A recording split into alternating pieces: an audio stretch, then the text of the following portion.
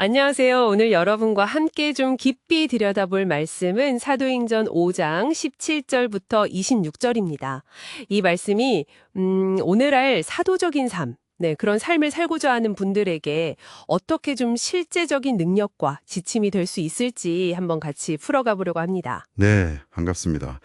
이 말씀 사실 당시 사도들이 겪었던 굉장히 극적인 사건인데요. 근데 이게 시대를 넘어서 지금 우리에게도 아주 중요한 메시지를 던져주고 있어요. 특히 믿음 안에서 힘있게 살아가려는 분들께는 정말 큰 영감이 될 수 있는 내용이죠. 네. 말씀 내용을 보면 사도들을 통해서 막 놀라운 일들이 일어나고 사람들이 막 칭송하니까 당시 종교 지도자들이죠. 대제사장과 사두개인들, 이 사람들이 마음에 시기심이 가득 차서 사도들을 잡아다가 옥에 가둬버립니다. 이게 참 흥미로운 지점이에요.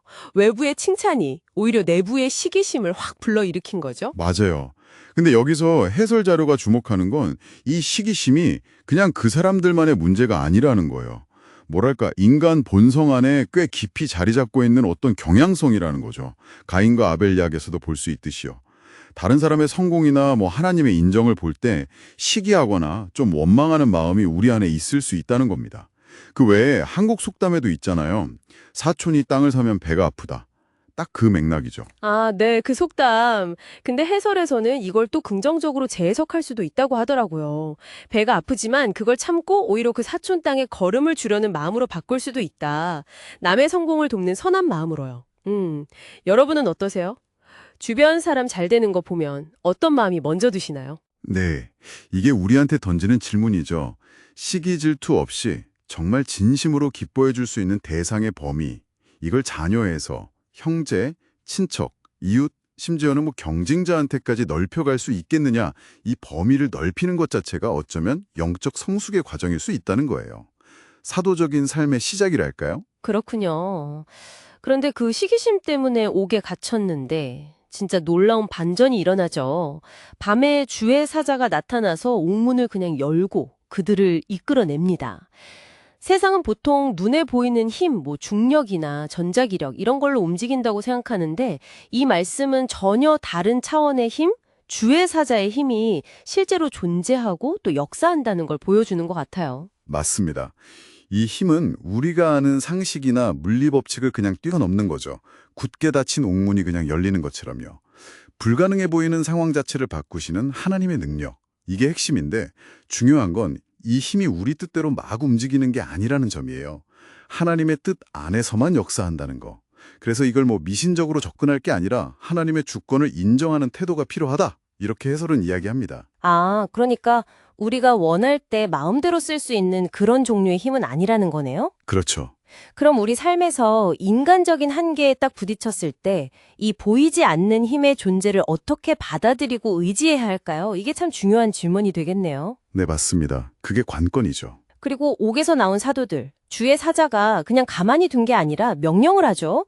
성전에 서서 이 생명의 말씀을 다 백성에게 말하라. 근데 사도들이 어떻게 반응했는지가 또 인상적이에요. 해설을 보니까 그들이 즉시 순종해서 그것도 사람들이 거의 없는 새벽 시간에 성전에 가서 가르치기 시작했다는 거죠. 네. 바로 그 새벽이라는 시간, 그리고 즉시 순종했다는 점. 여기서 믿음의 본질에 대한 중요한 통찰을 얻을 수 있어요. 믿음이라는 게 단순히 머리로 아는 것, 지식이죠. 아니면 마음에 동의하는 것. 이걸 넘어서야 한다는 거예요. 실제적인 순종, 행동으로 이어져야 진짜 믿음이라는 거죠.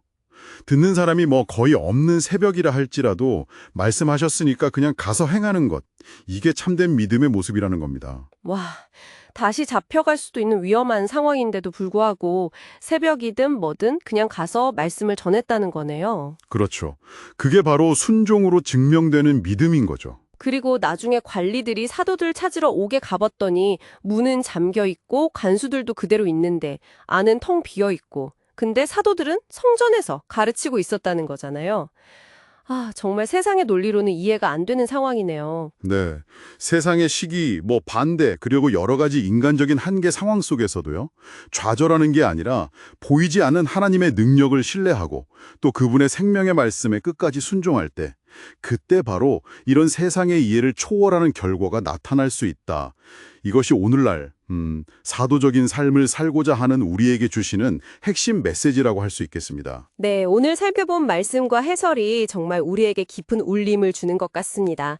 사도적인 삶이라는 게 결국 세상의 시기심이나 반대 속에서도 꺾이지 않고 또 세상이 알지 못하는 하나님의 능력을 믿고 그분의 말씀에 끝까지 순종하는 삶이라는 것을 다시 한번 생각하게 되네요. 네. 그래서 마지막으로 여러분께 한번 질문을 던져보고 싶어요. 여러분 삶에서 지금 주의 사자의 힘, 그러니까 하나님의 특별한 개입과 능력이 정말 필요하다고 느끼는 영역은 어딘가요?